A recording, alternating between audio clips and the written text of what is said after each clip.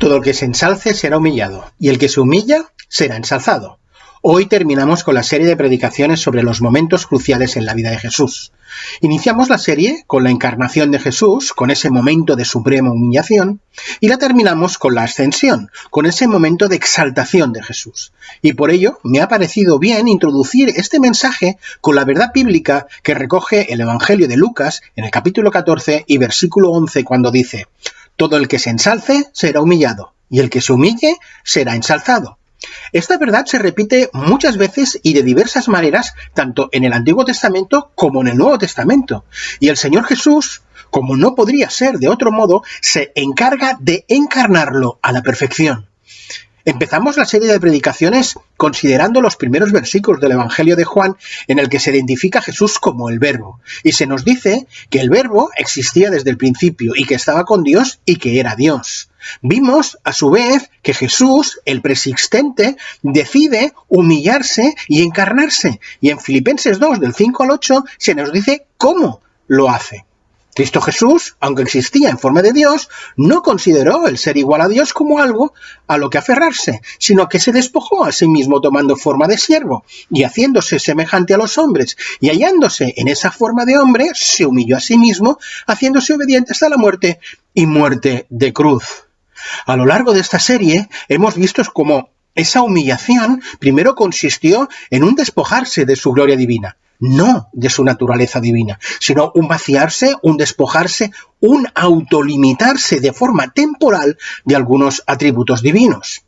Que esa humillación siguió con un nacer de forma humilde y de un vivir de forma humilde como ser humano, y que continuó siendo totalmente obediente y dependiente al Padre, y culminó su humillación con la muerte y muerte de cruz. Su exaltación empieza cuando Dios Padre, al tercer día, lo resucita de entre los muertos. Y cuando 40 días después del hecho histórico de la resurrección, asciende a los cielos. Y delante de sus discípulos, tal y como leeremos en un momento en Hechos capítulo 1, culmina su exaltación con esa parte final del capítulo 2 de Filipenses que antes no hemos leído, que dice: por lo cual Dios también le exaltó hasta lo sumo y le confirió el nombre que es sobre todo nombre, para que al nombre de Jesús se doble toda rodilla de los que están en el cielo y en la tierra y debajo de la tierra, y toda lengua confiese que Jesucristo es Señor, para gloria de Dios Padre.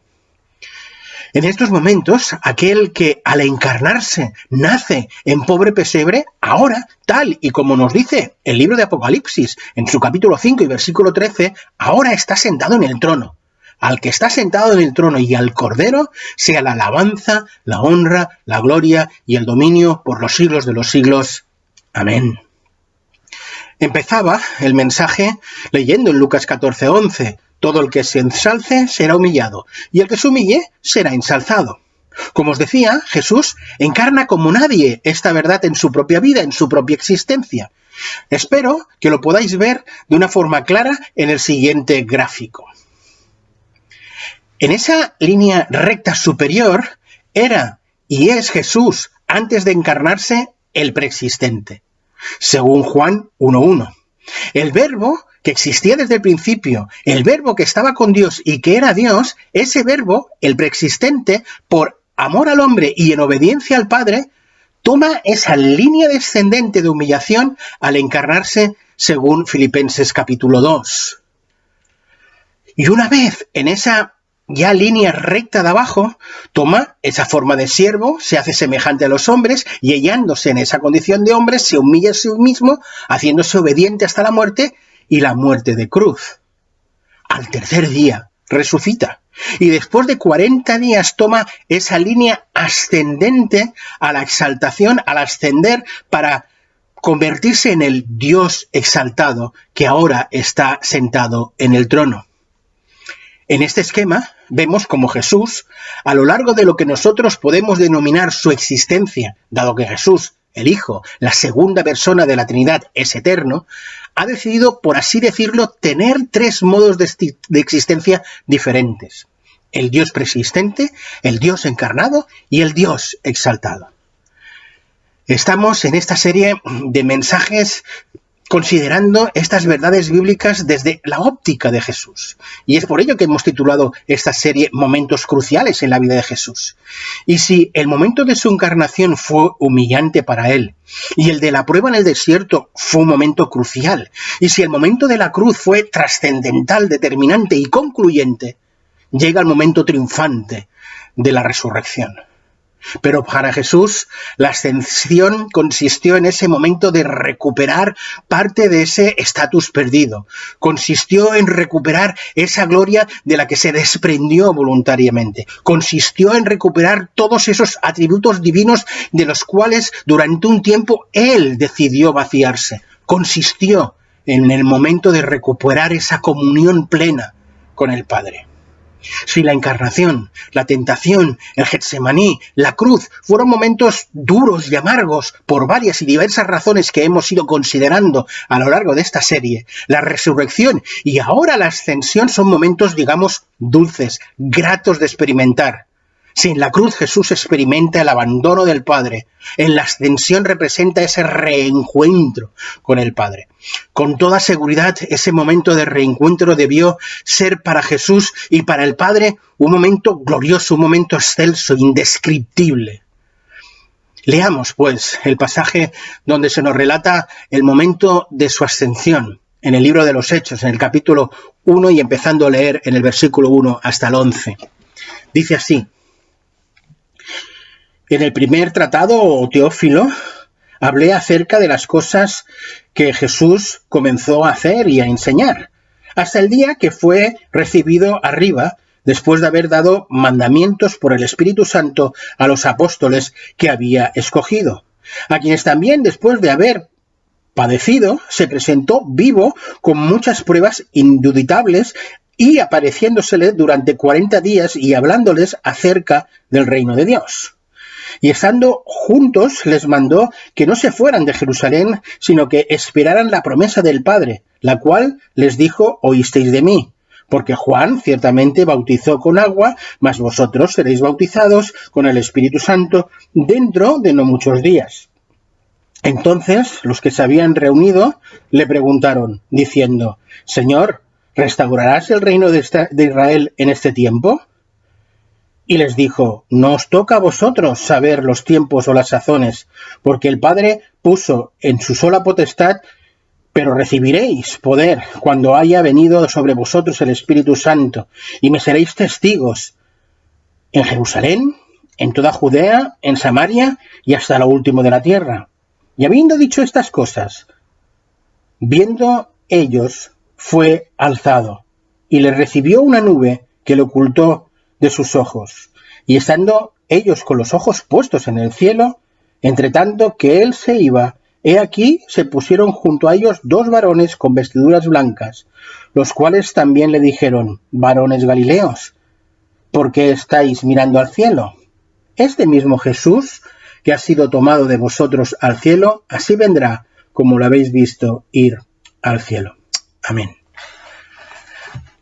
Según el texto que acabamos de leer, Jesús, entre la resurrección y la ascensión, estuvo dando varias instrucciones por medio del Espíritu Santo a los apóstoles que él había escogido, según el versículo 2.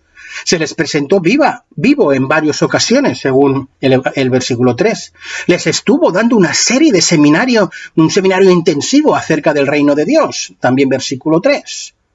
Según el relato bíblico, esto es, recogiendo toda la información que nos dan los evangelios y algunos libros del Nuevo Testamento, sabemos que Jesús se apareció primero a María Magdalena cerca del sepulcro, después a otras mujeres ya en un sitio indeterminado entre el sepulcro y Jerusalén, a los 2 discípulos del camino de Emaús, a 500 hermanos juntos, según 1 Corintios 15, y según también 1 Corintios 15, a Pedro en Jerusalén.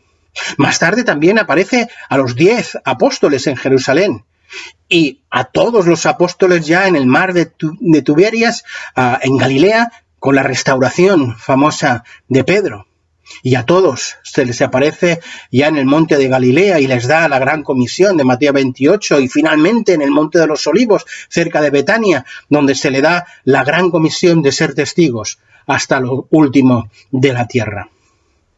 También sabemos, tanto por la lectura de Hechos capítulo 1, versículo 4, como por Lucas 24, 49, que Jesús ordena a sus discípulos que no salgan de Jerusalén y que esperen allí la promesa de ser bautizados por el Espíritu Santo. El texto de Hechos nos hace ver cómo los discípulos, con todo y haber recibido un seminario intensivo sobre el reino de Dios por parte del mismo Señor Jesús, aún habían cosas que los discípulos no tenían claro, dado que le acaban preguntando: Señor, ¿restaurarás en este tiempo el reino a Israel? Los discípulos, que recordemos, aún no tenían al Espíritu Santo morando en su interior, aún seguían preocupados con la pregunta típica y tópica: ¿cuándo instaurarás tu reino? ¿Cuándo reinarás? ¿Cuándo te manifestarás como el Mesías reinante? ¿Cuándo por fin reinarás entre nosotros? A lo que Jesús les responde que no debían preocuparse por este tema, sino por otro más trascendente, el de serle testigos suyos. ¿Nos corresponde a vosotros saber los tiempos ni las épocas que el Padre ha fijado con su propia autoridad? Pero recibiréis poder cuando el Espíritu Santo venga sobre vosotros, y me seréis testigos en Jerusalén, en Judea, en Samaria y hasta el fin de la tierra. Nosotros, en medio de todas las circunstancias que estamos atravesando, en las que estamos inmersos, también podemos tener muchas preguntas a Dios. ¿Cuándo terminará esta pandemia? ¿Cuándo nos podremos reunir presencialmente? ¿Cuándo tendremos una vacuna y un tratamiento efectivo? ¿Cuándo terminará la crisis económica? ¿Cuándo volveremos a experimentar cierta normalidad? O nos podemos estar preguntando: ¿cuándo solucionarás mi problemática personal? Seguro que todos y cada uno de nosotros tenemos más de un cuándo que preguntarle a Dios. Y es muy probable que Dios, de una manera u otra, nos esté diciendo a todos nosotros: mira, no te preocupes tanto por los cuándos, ya que no te corresponde a ti saber los tiempos, sino mejor que mientras esperas, y esperas pacientemente confiado en mí, te dediques en el poder del Espíritu Santo a serme un testigo fiel. Y que lo hagas entre tu familia, que es tu Jerusalén particular. Que lo hagas entre tus amigos y compañeros de trabajo, que es tu Judea particular. Que lo hagas entre tus vecinos y conocidas, que es tu Samaria particular. Y que lo hagas con cualquier persona que tenga a bien ponerse delante de tu camino, porque ese es tu mundo final particular. Es muy interesante observar cómo el episodio de la ascensión está enmarcado en un contexto de comisión, en un contexto de enviarnos al mundo a ser testigos de él. No todos los evangelistas reflejan el momento y nos relatan el momento de la ascensión. Juan y Mateo no lo hacen, pero Marcos y Lucas sí que lo hacen, y ambos lo enmarcan en el contexto de la comisión. Marcos concluye su relato, su evangelio, de una manera breve con la descripción de la ascensión, justo antes de, en los versículos 14 al 18 del capítulo 16, presentarnos la gran comisión. Y en los versículos del 19 al 20 dice así: y el Señor, después de que les habló, esto es, les dio la gran comisión, fue recibido arriba en el cielo y se sentó a la diestra de Dios. Y ellos, los discípulos, saliendo, predicaron en todas partes, ayudándoles el Señor y confirmando la palabra con las señales que le seguían. Amén. Y Lucas, el escritor del libro de los Hechos, en su evangelio también sitúa, como no podría ser de otra manera, el relato de la ascensión en medio del contexto de la comisión. Y dice Lucas capítulo 24, los versículos del 45 al 53, y os los leo.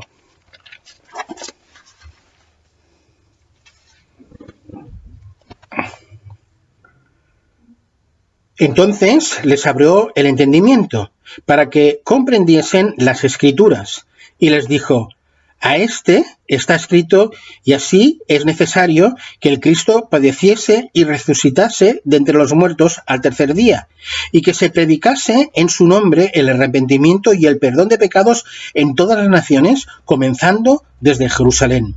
Y vosotros sois testigos de estas cosas.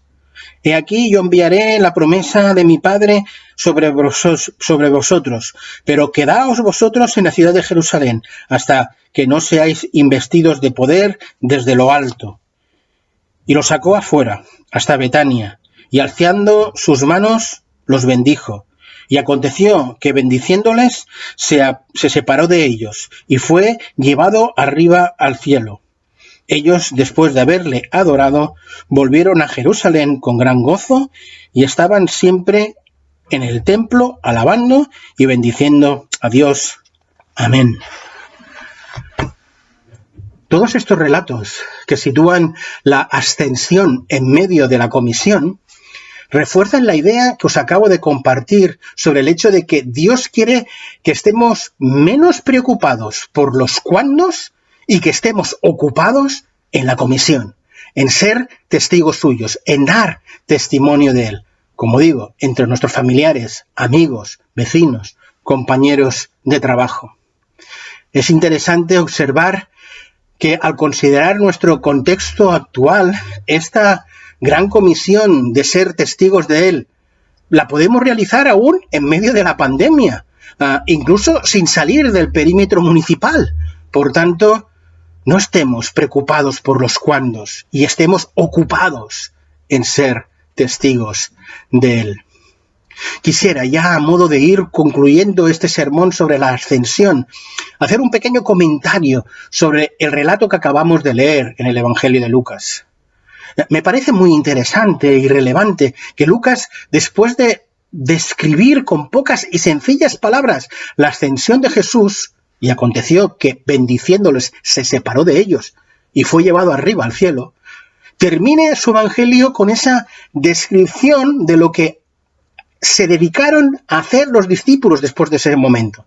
Dice el texto: ellos, después de haberle adorado, volvieron a Jerusalén con gran gozo y estaban siempre en el templo alabando y bendiciendo a Dios. Una vez que el Dios encarnado fue exaltado, los discípulos se dedican a adorarle. Y entiendo que adorar no es solo cantar a Dios, sino que adorar implica todo aquello que se hace para servir y glorificar a Dios, ya sea en la iglesia o en el puesto de trabajo o con los amigos o con nuestra relación con los vecinos. Ya sea que testifiquemos con nuestras palabras o lo hagamos con nuestras vidas, viviendo en nuestro contexto, vidas que se sujetan no a los valores de este mundo, sino a los valores de la palabra de Dios. Mirad, adorar no es cantar. Adorar es actuar según la voluntad de Dios. Adorar no es simplemente cantar, adorar es vivir para Dios. Adorar es un estilo de vida según Jesús. Ese Jesús al que hemos estado considerando a lo largo de toda esta serie. Llegamos al final de la serie. Y a modo de conclusión, y no tan solo a modo de conclusión, sino también de aplicación, quisiera que os quedarais con las siguientes aseveraciones. Dios se encarnó en Jesús. Nosotros hemos de encarnar a Jesús. Jesús, en su bautismo, evidenció que Él era el hombre lleno del Espíritu. Vivamos nosotros en la llenura y la plenitud del Espíritu. Jesús, en la tentación, venció la tentación. Jesús en el desierto venció a la tentación. Venzamos también nosotros nuestras propias tentaciones, sujetándonos a la palabra de Dios. Jesús, en su transfiguración, dejó ver su gloria, manifestándonos su poder. Manifestemos nosotros su gloria con nuestro estilo de vida. Jesús, en Getsemaní, se sometió y obedeció la voluntad del Padre. Vivamos nosotros una vida caracterizada por la sumisión y la obediencia a Dios. En la cruz, Jesús se hizo pecado por nosotros, pagando con su vida el precio de nuestra culpa. Por tanto, considerémonos muertos para el pecado, pero vivos para con Dios en Cristo Jesús. Jesús resucitó, venciendo al poder de la muerte y el pecado. Vivamos, no como esclavos al pecado, sino como libres del pecado. Y finalmente Jesús ascendió y fue exaltado. Y ahora está sentado en el trono, a la diestra de Dios. Exaltemos a Dios, no solo con nuestras voces al cantar, sino con todo nuestro ser al actuar. Mirad, al reflexionar en estas frases que, como digo, intentan no solo recoger las principales verdades que hemos estado considerando, sino también las principales aplicaciones para nuestras vidas, me viene a la mente una canción de alabanza que solemos cantar con cierta regularidad en la iglesia y que pienso que es un perfecto colofón a esta reflexión. Fui creado para ti. Dice esta canción: fui creado para ti y para glorificarte a ti. En cada situación poder darte las gracias, creado para amarte, creado para rendirme a tus pies y obedecerte, Dios. Fui creado para ti.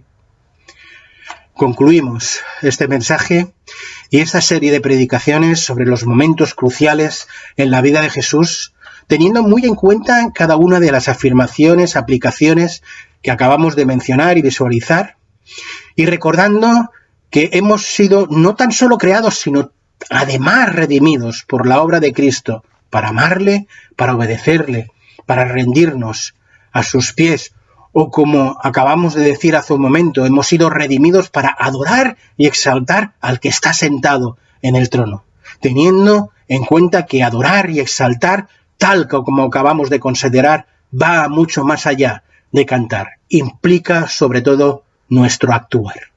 Que Dios bendiga su palabra en nuestros corazones. Amén.